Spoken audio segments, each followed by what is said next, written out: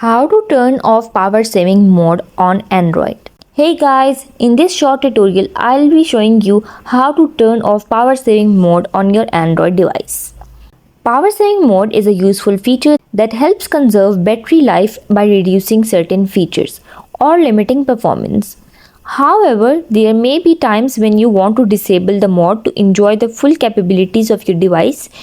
To get started, you need to click on Settings.